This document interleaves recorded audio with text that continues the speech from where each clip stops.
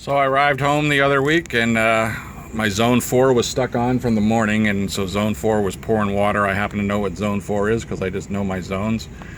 Anyway, step 1 is to come out here to the box and take a look around, try to turn it off, turn it on, disconnect power, see if the zone will stop on you. But otherwise, what's important here is I've got a bunch of colored wires. Starting at zone 1 is blue, 2 is red, 3 is green, 4 is yellow, that's my offender, and 5 is this black color.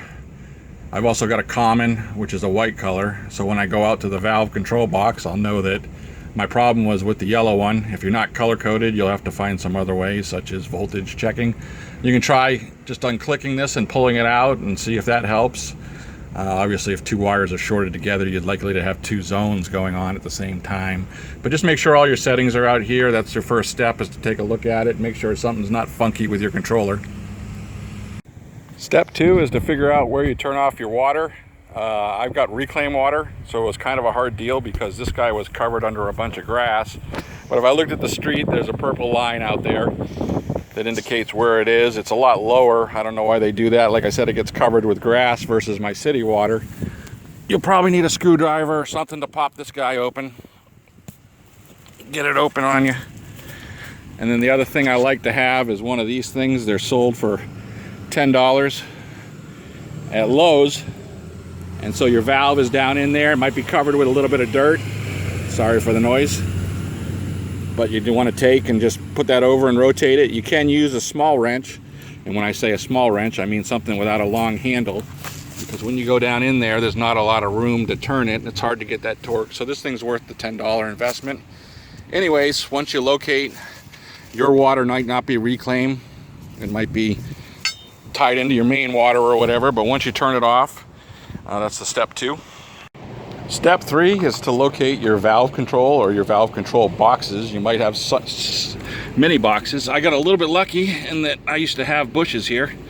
And when I pulled the bushes out, I located where my box was. Again, I didn't put this system in, so I had no idea where things were, including the turn-off valve and everything else. Next thing you want to do is trace. I know my zone 4 was screwed up. So my yellow wire goes back. Fortunately, I've got 1, 2, 3, 4, 5 valves right here. I know I have 5 zones, so I don't have another box. I just have the one box. As you can see, I recently dug up. So the next thing you want to do is dig up enough dirt out of there. If you have dirt covering your valves, try to look for, any potential problems. Like I knew my solenoid was popped out. Originally, these were all common wired. I'll talk about that a little later. And then I also had a common wire. All the hollow commons go into one big bulk connector, and that had a little short in it. So I had to rewire that after I was done. But you want to dig out enough dirt to see what kind of valve you have. If you don't know your valve style or valve manufacturer. And then dig out a little bit of dirt extra so that when you loosen the bolts on this guy here, the water will spray out. What little pressure is left will seep in, and you want to collect that a little bit. Otherwise, you got to wait for it to seep into the surface. And ultimately, you want to take this guy, the top end off, or at least take a picture out here of what kind of valve you have, so that you can match it or buy a matching valve.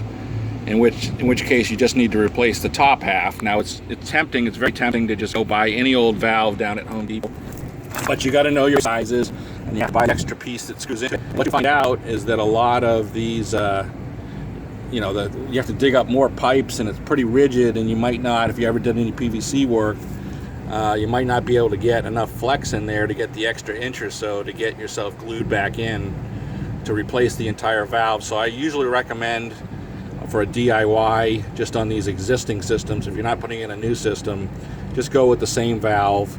Go get new innards to it. As long as that bottom half isn't cracked or screwed up, then, and usually it's not, then you should just be able to replace the top half of it with a new. Or if you know the diaphragm is bad, or you know the solenoid is bad, you just need to replace those components. But you have to open it up first, usually, to figure that out. So let's go inside. Anyways, take a picture or whatever you need to do to go figure out what kind of valve you got. So your next step is to take a picture, take the picture you took of your valve or get the image of your valve and either look up on Lowe's or Home Depot and see if they're available there. Otherwise, you go to like Google and do an image search. And that's what I did. And it's not, mine wasn't available on Lowe's or Home Depot, but it was pretty quickly identified it as an Irritrol 205 type, pretty standard valve. So the next thing for me to do was just order the whole valve, and the whole valve I got online at Sprinkler Hut for $23.75, so that seems like a reasonable price. What you see here in my hands, I've taken all the screws out of the top, so that's why it's ready to pop open on me, but I've got a fresh bottom and the old replacement, the thing I replaced on the top half, and there's a sort of a gasket in between, or a diaphragm they like to call it. So let me go ahead and open this, and there'll also be a spring. So that you see there's a spring, there's sort of this guide rod. Got the spring, I'll set that aside, and here's the diaphragm.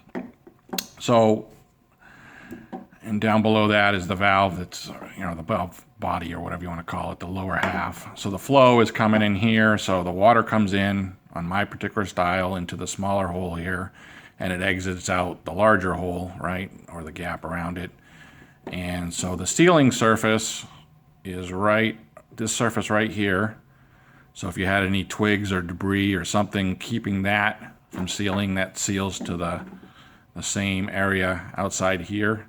So if you had any problems with your gasket there, and you also want to check your gasket or diaphragm for any types of tears or holes. I know it's got holes in it for screws, but any type of tears or holes that let water go by, that would keep a valve water flow running. So the way that this kind of works, and most of them work kind of like this in the same way. I got to line this guy up over the exhaust hole. So it's got 8 screw holes, and then it's got this exhaust hole here. And this exhaust hole, you really can't see it, but it goes through all the way down to this. And that's going to play when we get to the solenoid and the exit and the exhaust hole. So you line up that over that. And this, the water comes in over here. It's kind of pressing this thing up. And the water's also leaking out the middle where that bar is, and eventually the water will fill in this top cavity up here.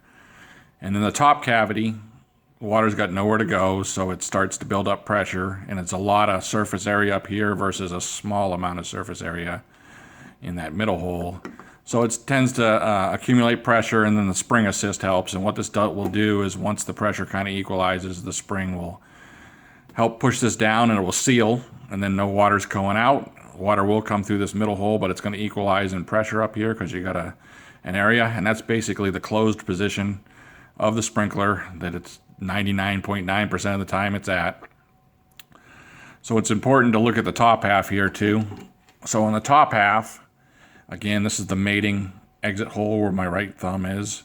That's going to continue up into this chamber, and you can see there's a blocked hole right where my right thumb is, and that's where the solenoid is.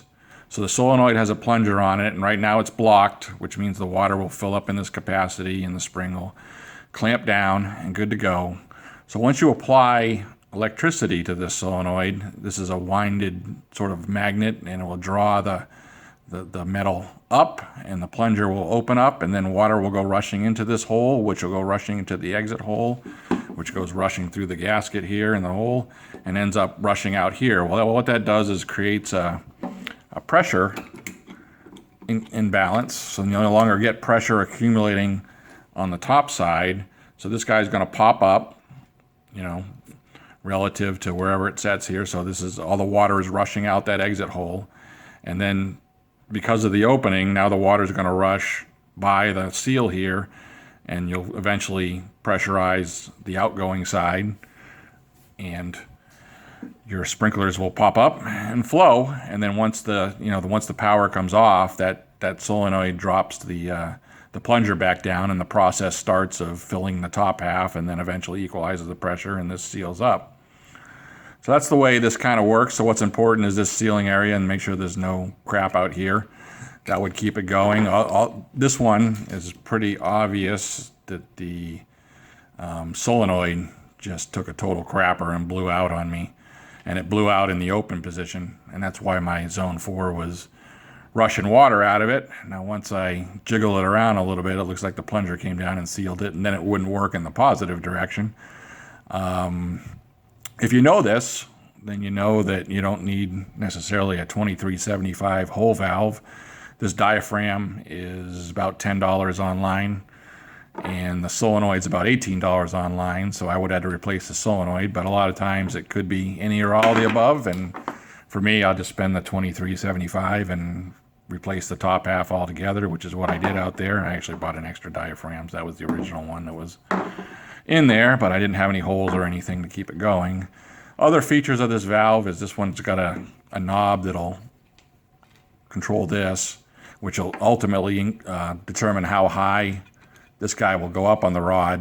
And the higher it goes up, the more the gap is, and the more water will rush out, whereas the lower it'll go up, the less water it'll rush out. I don't know if I can completely clamp it off or not, but that's your manual flow control, so you can control your flow right out there. And this is just a bleeder valve, so this bleeds the air out of the system, and then you close it back up. Of course, if this was leaking water out of it, if this wasn't sealing for some reason, then again you'd be escaping water out in the pressure imbalance, and the water would be stuck on. So there's another potential failure mode for being stuck on.